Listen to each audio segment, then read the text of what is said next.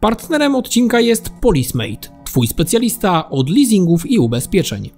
Pół roku temu pokazywałem Wam nowe MG3 w odmianie Hybrid Plus, które ewidentnie było projektowane jako konkurent do hybrydowego Yarisa.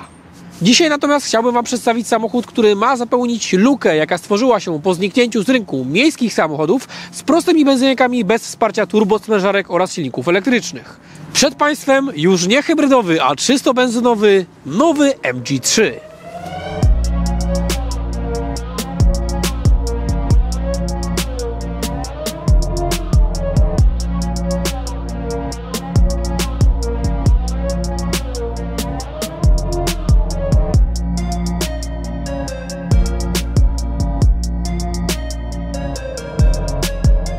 Jak pewnie pamiętacie, nową MG3 miałem okazję przedstawić Wam bardzo dokładnie kilka miesięcy temu przy okazji testu odmiany hybrydowej. Dziś więc nie będę przeprowadzał pełnego testu z omówieniem każdego z elementów z osobna, a skupię się tylko na przypomnieniu najważniejszych cech tego modelu. Jak ktoś oczekuje większych szczegółów, to link do testu hybrydu znajdziecie w opisie pod filmem. Pierwsze pytanie brzmi, czy znajdziemy w wyglądzie jakieś różnice względem odmiany hybrydowej? Odpowiedź brzmi tak, o ile chce Wam się bawić w detektywa z lupą. Auto jest bliźniaczo podobne do hybrydy, a więc nadal to, co najbardziej rzuca się w oczy, to mocne wysunięcie dzióbka samochodu do przodu, wyraźne przetłoczenia w zderzaku, ogromna atrapa chłodnicy, a także ciekawa dokładeczka imitująca splitter z włókna węglowego. To jest co prawda plastik, ale wygląda całkiem ciekawie. Z tyłu widzimy te same lampy z tym samym ciekawym paskiem LEDowym, który jest przedzielany na coraz drobniejsze elementy, ten sam zderzak, te same przetłoczenia, chociaż uwaga, tutaj zauważymy jedną różnicę względem odmiany hybrydowej, jaką jest oznaczenie modelowe, pod którym nie zauważymy już paska z napisem Hybrid Plus.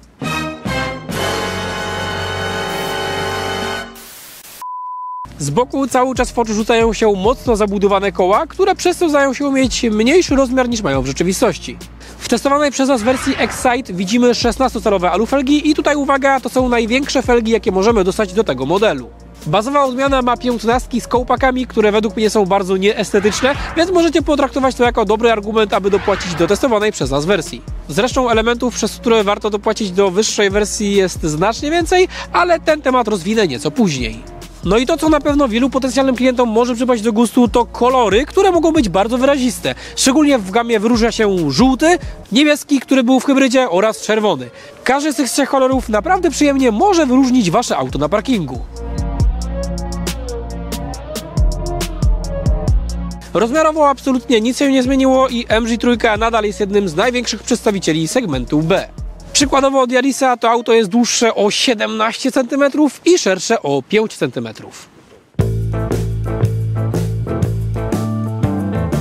Kabina z tyłu pod względem obszerności jest identyczna jak w odmianie hybrydowej, sam żadnych różnic tu nie widzę. Czuć, że siedzimy w aucie segmentu B, choćby przez to, że linia dachu szybko się obniża. Niestety jednak, ale chociaż siedzimy w wersji Excite, to w niej nie widzimy gazetowników w oparciach przednich foteli, nie widzimy też kratek wentylacyjnych na tył. Zarówno jeden element, jak i drugi w testowanej przez nas hybrydzie były na pokładzie. Niestety w żadnej wersji nie zauważymy też podłokietnika centralnego ani żadnego okienka do bagażnika, natomiast ogromny plus względem odmiany benzynowej jest taki, że tutaj kanapa jest dzielona w proporcjach 40:60. Plus również, że na podłokietnikach na drzwiach zauważymy, że delikatnie pod palcem się uginają, więc pasażerowie, przynajmniej przy drzwiach, mają tutaj przyjemne podparcie dla łokci. Poza tym materiały na drzwiach są twarde i niezbyt ładne, ale akurat w tym segmencie i zwłaszcza przy tym segmencie cenowym to jest raczej norma. Poza tym tchórzłapki nie mają mechanizmu spowalniającego, więc kiedy je puścimy, to obijają mocno o dach. Izofixy zauważymy na dwóch zewnętrznych miejscach kanapy, ale niestety nie zauważymy ich na fotelu pasażera z przodu. Natomiast bardzo fajnie jest to rozwiązane, bo nie mamy żadnych zaczepów plastikowych, które się wkłada, wyjmuje, potem się je gubi, tylko mamy taki paseczek materiałowy, którym sobie izofixy zasłaniamy, kiedy potrzebujemy odsłonić, otrzepiamy zaczepy. No genialne. Wydaje mi się, że to rozwiązanie jest naprawdę dobre. Plus za bardzo niewielki tunel centralny, natomiast minus za mikroskopijny wręcz zagłówek dla trzeciej osoby podróżującej z tyłu, no i minus też za brak jakiejkolwiek lampki doświetlającej z tyłu. Jeżeli już lampki nie ma być z tyłu, to wydaje mi się, że to by mogło być rozwiązane podobnie jak na przykład w Swiftie 4. generacji, a więc jedna lampka mogłaby być po środku i oświecać zarówno przestrzeń z przodu, jak i przestrzeń z tyłu. Natomiast nie jest źle, jeżeli chodzi o przestrzeń przed kolanami, bo tutaj przy moim wzroście 1,76 m przy kierowcy o takim samym wzroście jeszcze 4 palce wolnej przestrzeni. Z miejscem na stopy też nie jest źle. To znaczy to, co mnie tutaj najbardziej irytuje, to to, że pod fotelami mamy takie wyraźne wybrzuszenie i ono nam troszkę zabiera miejsca, wręcz niejako wymusza, żebyśmy stopy trzymali tak pod kątem, ale da się z tym żyć. Nie jest to nic strasznego, a przynajmniej nie narzekam na miejsce na stopy, nawet w zimowych butach powinienem je tutaj zmieścić. Z udogodnień widzimy tak naprawdę tylko jedno gniazdo USB typu A, więc jeżeli zależy Wam na większej ilości gadżetów dla osób podróżujących z tyłu, no to musicie zdecydować się na odmianę hybrydową i na najwyższą wersję Exclusive.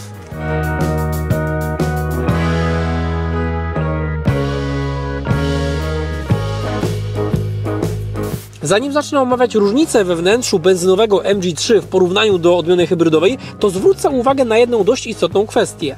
Na chwilę obecną najwyższa wersja wyposażenia benzynowej MG3 to testowana przez nas wersja Excite, nad którą w odmianie hybrydowej mamy jeszcze wersję Exclusive. Teoretycznie więc dzisiaj znowu testuję najwyższą odmianę dla danego silnika, tyle tylko, że nie oznacza to tego samego co dla odmiany hybrydowej. Niemniej za kierownicą tej MG3 widzimy niemal bliźniaczo podobny kokpit jak w odmianie hybrydowej. Największa różnica tego wnętrza to nieco inaczej wyglądająca konsola centralna, w której w oczy rzuca się lewarek manualnej skrzyni biegów. O ile na niektórych rynkach MG3 jest dostępna z bezstopniową przekładnią CVT, o tyle w Polsce, jeżeli nie chcesz samemu wachlować biegami, to musisz zdecydować się na odmianę hybrydową. Benzyniak występuje wyłącznie z manualem. Powiem szczerze, trochę się tego obawiałem, bo no tutaj jest dużo elementów, które mogły pójść nie tak, na przykład praca sprzęgła mogła być jakaś taka gumowata albo po prostu nienaturalna, albo praca lewarka zmiany biegów. No tutaj też mogło być od groma rzeczy, które mogłyby nie pójść i ku mojemu zaskoczeniu to naprawdę wyszło. Sprzęgło pracuje dokładnie tak jak w każdym innym koreańskim czy europejskim samochodzie, zbiera odpowiednio, naturalnie, nie ma żadnego przeskoku, żadnego kangurowania, no a skrzynia biegów to naprawdę jest świetna rzecz. Jeżeli chodzi o to, jak wbijają się te biegi, to one mają takie, zauważcie, bardzo przyjemne kliknięcia i to mnie mega zaskoczyło, bo to są elementy, które wcale w samochodzie, które jest, jakby nie patrzeć, tanie, być nie musiało. To mógł być lewarek, który haczy, który harczy, który gdzieś tam jest nienaturalny w przybijaniu biegów, a tutaj zobaczcie. Klikanie, dosłownie tak. Jeżeli coś by mogło być odrobinkę lepsze, to drogi pomiędzy biegami mogłyby być odrobinkę krótsze, ale nie ma z tym tragedii, a naprawdę jest fajnie i tym lewarkiem chce się wachlować, więc to według mnie w marce MG naprawdę należy pochwalić.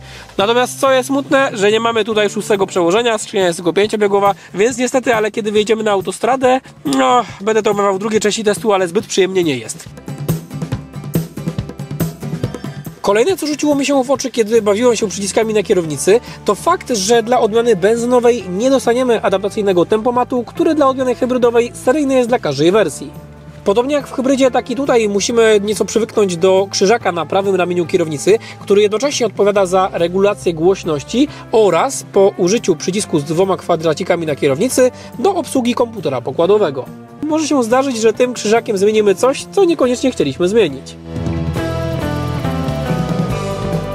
Stację multimedialną z ekranem o przekątnej 10,25 cala bardzo dokładnie omawiałem w odmianie hybrydowej i ona na ogół działa bardzo poprawnie. Powiedziałbym wręcz, że jak na cenę tego samochodu, jak na segment, w którym gra to auto, te multimedia prezentują się naprawdę bardzo dobrze. Tym bardziej, jeżeli mieliście styczność z multimediami na przykład w MG HS-ie 1. generacji i pamiętacie, jak te multimedia w MG wyglądały jeszcze nie tak dawno. Co prawda stacja dość długo uruchamia się po włączeniu silnika, ale kiedy już wszystko się w niej wczyta, to tempo działania nie jest złe. Przycięcia, owszem, czasami się zdarzają, ale zdecydowanie nie są one tragiczne. Plus za seryjną od najniższej wersji nawigację satelitarną, a także plus za seryjny Android Auto i Apple CarPlay, który jednak niestety działa tylko i wyłącznie po kabelku. Tutaj też taka drobna uwaga, jeżeli tak jak ja przerzuciliście się już na całkowicie typ C, no to tutaj do Android Auto potrzebujecie jeszcze tego tradycyjnego USB typu A. Gniazdo USB typu C służy tutaj tylko i wyłącznie do ładowania urządzenia. Smuci mnie brak fizycznego panelu do obsługi klimatyzacji, która inaczej niż w hybrydzie, w benzyniaku nawet dla najwyższej wersji nie jest automatyczna, tylko jest manualna.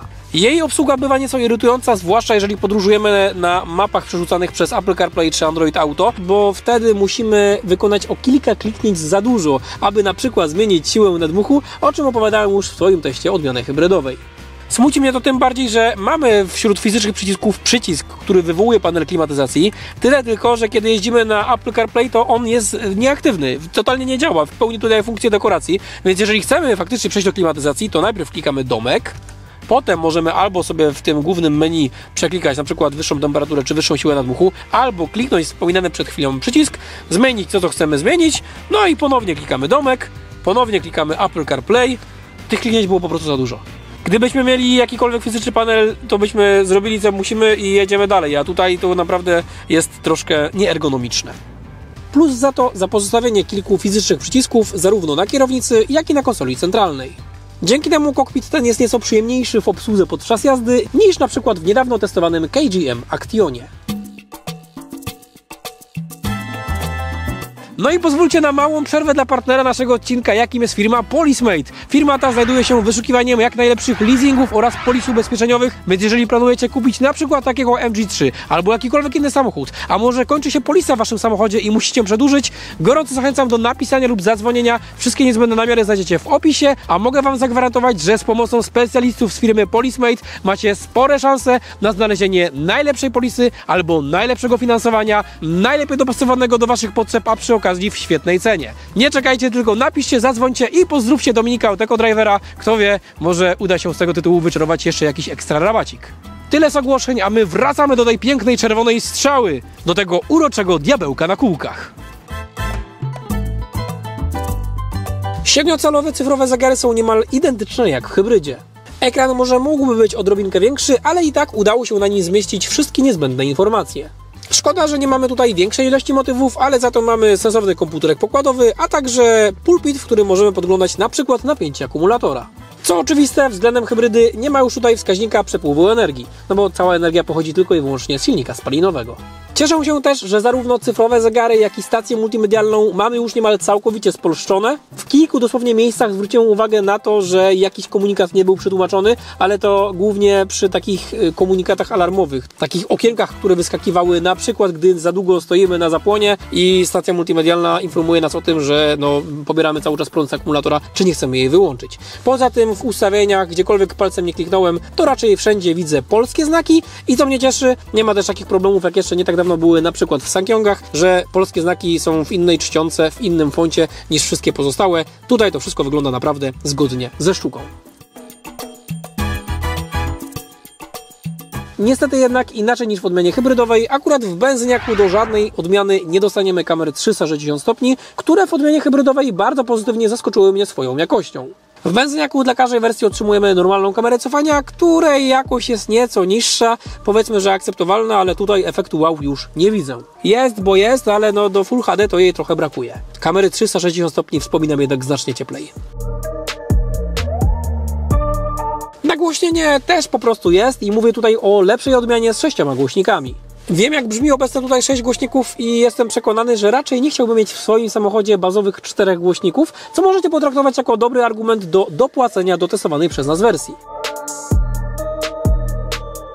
Zresztą za wyborem testowanej przez nas wersji Excite przemawiają też obecność np. daszków przeciwsłonecznych z lusterkami, systemu bezkluczykowego odpalania samochodu, jednak proszę tego nie mylić z systemem bezkluczykowym, akurat zamki musimy odreglować z pilota, natomiast potem kluczyk możemy schować i przyciskiem uruchomić zapłon, a także lusterek, które są elektrycznie regulowane, składane i podgrzewane. W najniższej wersji mamy tylko ich elektryczną regulację, ale nie są ani podgrzewane, ani elektrycznie składane. To, co natomiast mnie zaskoczyło względem odmiany hybrydowej, to fakt, że dla odmiany benzynowej dla żadnej wersji nie otrzymamy ani podgrzewanej kierownicy, ani, co mnie bardziej boli, podgrzewanych foteli, ani nawet wykończenia kierownicy skórą. Zważając na to, że mamy 2025 rok, takie braki zwyczajnie kują mnie w oczy. Kolejna rzecz, która mnie zaskoczyła, to, że w benzyniaku w żadnej wersji nie zauważymy podłokietnika centralnego z przodu, który w hybrydzie mieliśmy dla każdej wersji. Przez co też konsola centralna w tym samochodzie nie wygląda aż tak ładnie jak w odmianie hybrydowej, bo na przykład cup holderków nie możemy tutaj zasunąć i cały czas są otwarte. Za to jakąś część klientów na pewno może ucieszyć obecność tradycyjnej wajchy hamulca ręcznego. Tutaj nie mamy elektrycznego hamulca postojowego, a normalną wajchę, która zwłaszcza przy wieloletniej eksploatacji może okazać się nieco tańsza w naprawach, jeżeli coś by się z tym hamulcem działo. Za to ogromna zaleta względem odmiany hybrydowej to możliwość regulacji kierownicy w dwóch płaszczyznach. W W hybrydzie, nawet przy moim wzroście, to jest 1,76 m, brakowało mi możliwości wysunięcia kierownicy odrobinkę bardziej do siebie, przez co nie byłem w stanie przyjąć idealnej pozycji za kółkiem, no a tutaj tego problemu już nie ma. Z racji innej konsoli centralnej nieco inaczej prezentują się też schowki. Przede wszystkim z racji braku obecności podłokietnika nie mamy tego zamykanego schowka, za to mamy taki otwarty schoweczek, który jest jednak nieco mniejszy, 2 cup holderki i tutaj taka mała taska na, nie wiem, no na pudełko zapałek. No i to by były wszystkie różnice we wnętrzu benzynowej odmiany Excite względem hybrydowej odmiany Exclusive, na które sam zwróciłem uwagę. Wydaje mi się, że sporą część omawianych właśnie braków dałoby się błyskawicznie usunąć, po prostu oferując jeszcze jedną, wyższą wersję wyposażeniową, dokładnie tak samo jak ma to miejsce w hybrydzie. Będę więc trzymał kciuki za markę MG, aby w przyszłości faktycznie poszła w taką stronę. To, co natomiast się nie zmieniło w odmianie benzynowej, to wykończenie tego kokpitu, który zwłaszcza na tle Daci Sandero prezentuje się znacznie, ale to znacznie lepiej. Górna część deski rozdzielczej, a także spore części drzwi są wykonane z twardego plastiku, który obawiam się, że z czasem może się rysować, ale MG nie szło w skrajności i gdzieniegdzie umieściło takie bardzo ładne dekory, które są albo skórzane, albo materiałowe, albo przyjemnie mięciutkie, jak ma to miejsce na przykład na podłokietnikach na drzwiach. Plus też, że zaraz koło tych podłokietników zauważymy imitację skóry, której też wcale nie musiało być przy tym segmencie cenowym. To, co najbardziej rzuca mi się w oczy w materiałach, to kierownica, która jest plastikowa, no i lewarek zmian biegów, który również jest plastikowy. To właśnie do tych elementów w całym kokpicie zgłaszałbym największe zastrzeżenia. Wyprofilowanie foteli może nie jest jakieś wybitnie mocne, ale tego się czepiać nie będę. Natomiast trochę mi razi w oczy, że regulacja kąta nachylenia oparcia jest skokowa, więc trochę trudno jest tutaj przybrać idealną pozycję w krótkim czasie. Przynajmniej ja na początku musiałem trochę pod salonem posiedzieć, żeby znaleźć pozycję, która najbardziej mi pasowała. No i teraz bardzo mądrze ją zmieniłem i znowu będę musiał trochę kombinować. Poza tym w fotelach niestety nie widzimy regulacji podparcia lędźwiowego. Natomiast to, co w tym wnętrzu musimy docenić, to taka dbałość o detale, bo po pierwsze jest gadżet, który jest niby drobiazgiem, a bardzo cieszy, kiedy go potrzebujemy, i to jest gniazdo USB typu A w obudowie lusterka wewnętrznego. Będziecie naprawdę wychwalali MG w niebo w głosy, jeżeli kupicie kamerkę i się zorientujecie, że nie musicie kabla prowadzić przez całą deskę rozdzielczą, co często bywa kłopotliwe, tylko gniazdo macie zaraz obok miejsca kamerki. Druga rzecz, która jest detalem, a jest bardzo fajna, to są zapięcia pasów bezpieczeństwa, na których zauważymy taki meszek. To jest mega rzecz, bo kiedy zapinacie pasy, to bardzo często waszym palcem wskazującym oraz środkowym trafiacie nie na zimny albo gorący, twardy przede wszystkim plastik, tylko na przyjemny w dotyku meszek. I to jest niby szczegół, ale jednak jest. MG z tego detalu również mogłoby zrezygnować, ale na szczęście nie zrezygnowali. Widoczność jest dokładnie taka sama jak w odmianie hybrydowej, więc tutaj się powtarzać już nie będę. Tyle jeżeli chodzi o kabinę, przejdźmy więc do bagażnika. Tak jak w hybrydzie, tak i benzyniaku, dla mnie najbardziej budżetowy element całego pojazdu to jest odgłos, z jakim otwiera się i zamyka się klapa bagażnika. Czasami musimy nią mocno trzasnąć, a że tablica jest zamontowana na klapie bagażnika, to wpada w delikatny rezonans, a to finalnie tworzy niezbyt przyjemny dla ucha efekt. Umówmy się jednak szczerze, zbyt uciążliwe to raczej nie będzie, a dużo bardziej uciążliwe mogłoby być nieregulowane oparcie tylnej kanapy, które, uwaga, w benzyniaku inaczej niż w hybrydzie jest dzielone, zgodnie ze sztuką w proporcjach 60:40. Kolejny plus zauważymy pod podłogą kufra, bo w miejscu, gdzie w hybrydzie mieliśmy akumulator niskonapięciowy oraz niewielki schowek w styropianowej wytłoczce, tutaj widzimy dojazdowe koło zapasowe. Natomiast to, czego nie rozumiem w tym bagażniku, to tych styropianowych klocków, bo one wyraźnie pokazują, że z powodzeniem można by tutaj zrobić jakąś styropianową wytłoczkę nad kołem i byśmy mieli jeszcze, no jakkolwiek użyteczne schowki, jakieś kamizelki, coś tam by można było powpychać. To wygląda według mnie średnio. To można było wykorzystać nieco bardziej efektywnie. Co prawda nadal nie mamy tutaj podwójnej podłogi bagażnika, a więc po opuszczeniu oparć stworzy się wyraźny schodek, ale akurat w tym segmencie jeszcze to jest dość powszechne. Podobnie też jak w wielu konkurentach, na przykład w Suzuki Swiftie, widzimy też bardzo wyraźny próg przy otworze załadunkowym. Z udogodnień z lewej strony mamy jedną lampkę, a z drugiej mamy haczyk do zawieszenia reklamówek. Niestety niezbyt wyraźnie zarysowany, ale jest. Plus za wykończenie burt takim całkiem przyjemnym materiałem. To prezentuje się naprawdę sympatycznie. Zresztą poza omawianymi przed chwilą elementami reszta jest identyczna jak w odmianie hybrydowej, ba, nawet pojemność kufra podawana przez producenta jest identyczna jak w hybrydzie i wynosi 293 litry bazowo oraz 983 litry po złożeniu oparć. Jeżeli więc ciekawią Cię pozostałe szczegóły na temat bagażnika, to zachęcam do obejrzenia mojego testu hybrydy, a teraz przejdźmy już do silnika. A nie, kurde, bak paliwa otwarłem, czekajcie, o.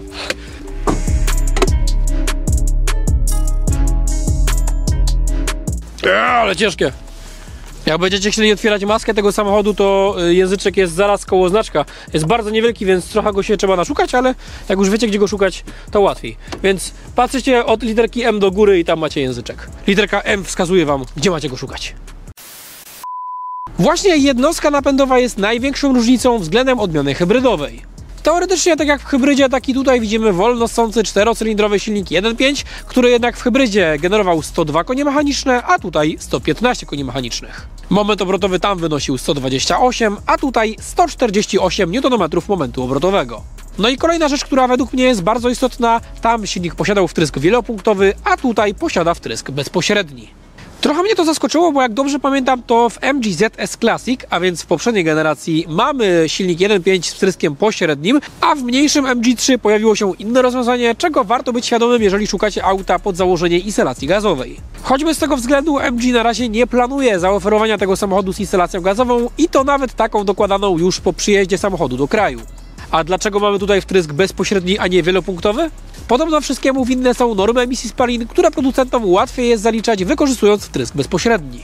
Moment obrotowy, jak to w wolnosaku, jest tutaj dostępny bardzo wysoko, więc jeżeli wcześniej jeździliście na przykład Suzuki Swiftem albo inną wysokoobrotową wiertareczką, to już możecie zacierać ręce do boju. Ostatnie różnice zauważymy w zbiornikach paliwa, bo w hybrydzie bak paliwa miał 35 litrów, a tutaj ma 46 litrów pojemności. Skrzynia biegów może być tylko i wyłącznie 5-biegowym manualem, bo chociaż na niektórych rynkach MG3 jest dostępny też ze skrzynią CVT, to w Polsce taka odmiana najprawdopodobniej się nie pojawi. A jak jeździ takie MG3 w benzynie, ile to pali, jak ocenię jego dynamikę i ile to cudo kosztuje? Przekonacie się już wkrótce w drugiej części testu.